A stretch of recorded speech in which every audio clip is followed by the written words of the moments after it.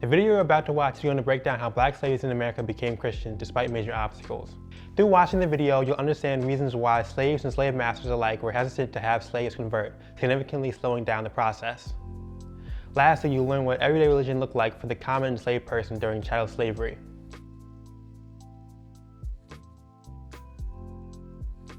From the very beginning of the Atlantic slave trade, the conversion of slaves to Christianity was viewed as a justification for enslavement. However, this did not necessarily mean that this was practiced in reality. It is because of a couple of major obstacles. First, many slaveholders were afraid to Christianize their slaves because of the fear that it would emancipate the slaves. For this reason, many missionaries reported that slaveholders refused to allow them to baptize their slaves. Soon, however, this issue would be solved through legislation that dictated equality in Christ was not equal to equality in the law. But even once that dilemma was solved, slave masters still had economic-based issues with slaves being converted. Because religious education took time, slaveholders argued that it was an economic detriment. Slaves would either use the Sabbath day for working for their masters or working on their individual plots for themselves, leaving no time for distraction. Even when they were not forced to work on Sunday, the issue was still problematic because slaves used the time for visiting, dancing, and other activities. Because of this, some found it too exhausting to attend church, claiming that it was too much to serve both their heavenly and earthly masters. Moreover, missionaries felt like they already had enough missionary work from white people on their hands. Missionaries were stretched thin and often had too much ground to cover to worry about the spiritual fate of slaves. Another obstacle that had to be overcome was the image of black slaves as brutish by their masters, which led slaveholders to believe that they are incapable of religious instruction. This was in part due to cultural and linguistic barriers that prevented African-born slaves from easily grasping concepts of Christianity. Another complaint by masters was that Christianity would ruin slaves by making them saucy, or in other words, make them think they were equal to white people. Taking it a step further, there was a serious fear that Christianity would even make slaves rebellious. In response, almost every apologist for the evangelization of slaves tried to prove that Christianity would actually make blacks better slaves, serving out of Christian love and duty. The most serious obstacle to the success of missionaries, however, was the fear that slaves would disrupt the security of the master-slave hierarchy.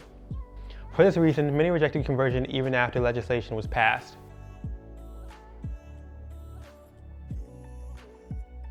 Opposition didn't only come from slaveholders, however, but also from the slaves themselves. It is clear from missionary reports that they had little success with converting African-born slaves, mainly because they never learned English well enough to understand religious teaching. The English needed to get by on the plantation was completely different from that needed to understand Christian doctrine. Even when they could understand, many refused religious instruction. Keep in mind that rather than being blank slates, black slaves had their own religious and spiritual backgrounds that they weren't eager to give up. It is important to observe, however, that on a general level, African religions and Christianity share some important beliefs, including belief in God or a supreme creator, belief in an afterlife where the good are rewarded and the evil suffer, and belief in prayer to God and adoration of God. However, it would turn out that the differences, such as the contrast between a pantheon of divinities and three divine persons, the lack of drumming, sacrifice and possession, and the idea of original sin, proved to make things difficult. Through the similarities, however, conversion to Christianity was possible through common ground.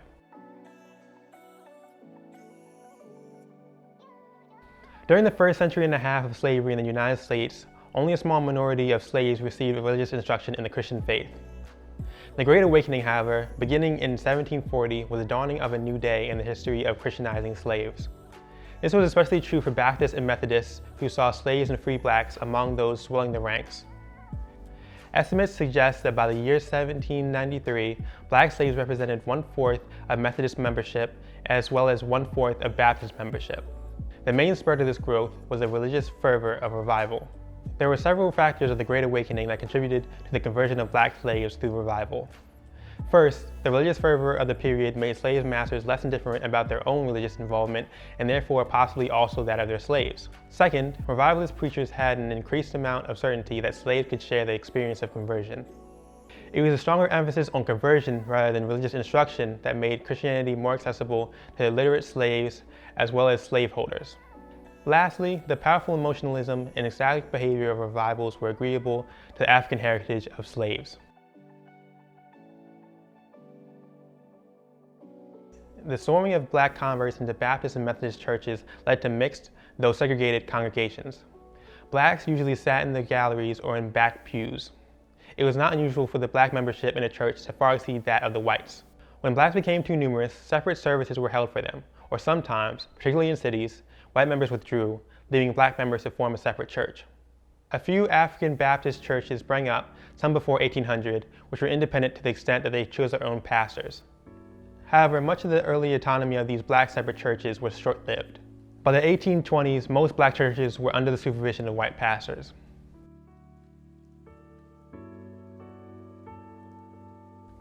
In 1800, an event occurred which had a widespread effect on white fear of slave insurrection and on reaction against slave conversion, Gabriel's Rebellion, a slave insurrection planned against Richmond, Virginia. Religion played a role in the attitudes and discussions of the rebels. Preachings, or religious meetings, served as occasions for the recruitment of slaves and for plotting and organizing the insurrection. Gabriel's brother Martin, one of the plot's leaders, was known as a preacher. He used the Bible to argue that their plans would succeed even against superior numbers. In one discussion of the rebellion, Martin contended that their cause was similar to the Israelites, and that in the Bible, God had promised, "However you shall conquer 100 and 100,000 of our enemies." Soon after the plot, states started to pass reactionary laws that forbade black slaves from assembling without white supervision. Despite the fear of Christianity-inspired slave rebellions, slave conversions continued to increase with time.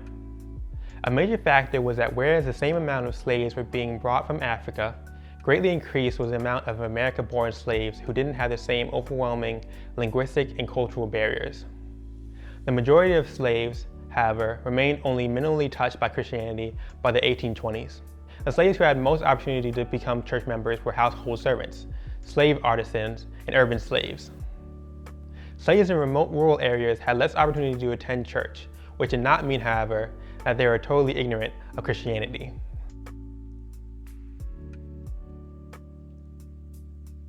Because of anti-literacy laws, the religious instruction of black slaves was exclusively through the oral method. The usual strategy was this. The teacher would first pose the questions, then state the answers, and then ask the class to repeat both the question and the answers until both were memorized. Afterwards, the teacher would ask each student to answer a question. The expression of Christianity among black slaves was certainly not limited to the traditional church or religious instruction, however. In fact, the heart of the slaves' Christianity lied in what many have called the invisible institution. When the master wasn't looking, slaves would often steal away and find a place where they could worship in secret as they wished. The need for the invisible institution arose out of the average slave's disgust for the gospel preached by the whites at the time, which emphasized ad nauseum that slaves needed to be obedient and docile. Saying little about Jesus, the preachers usually taught slaves not to lie or steal from their masters. Even black preachers would repeat the same themes, in fear of being punished for preaching otherwise. Stealing away to worship was not without risk, of course.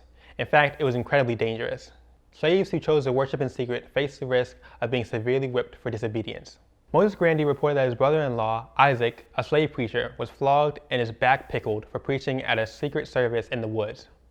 This fear did not stop them, however, from accessing the heart of their Christianity. Slaves devised several techniques to avoid detection of their meetings.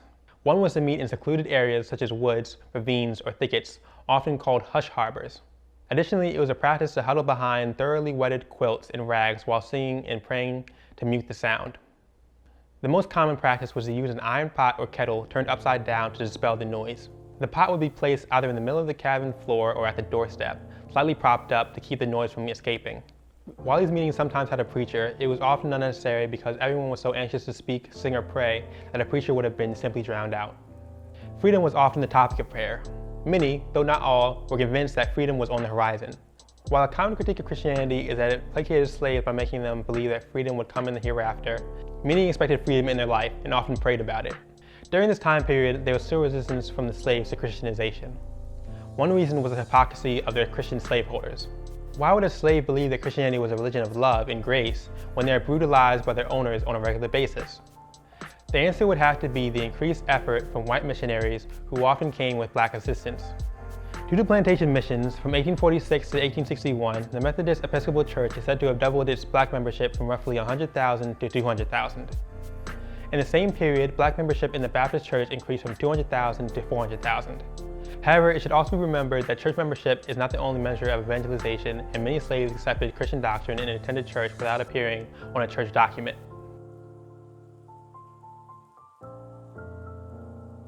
When he conducted his own survey, W.E.B. Du Bois quoted a figure of 468,000 black church members in the South in 1859. By 1900, however, a black population of 8.3 million contained 2.7 million church members. This fact is interesting for two reasons. First, there seems to be some type of link between blacks being granted legal freedom and finding their own spiritual freedom. Second, with less than a third of the black population being Christian even 40 years after the end of slavery, destroys the idea that blacks needed Christianity to survive the cruelties of chattel slavery. In conclusion, despite the many barriers to Christianization, plenty of slaves eventually became Christian by the end of slavery. Though different reasons, like the fear of equality, economic detriment, and possible slave rebellion all deterred slaveholders from converting slaves, many still found a way to steal away to Jesus. Both through public worship among whites as well as the invisible institution of hush harbor ministry, blacks in America managed to take the religion of their oppressor and make it their own.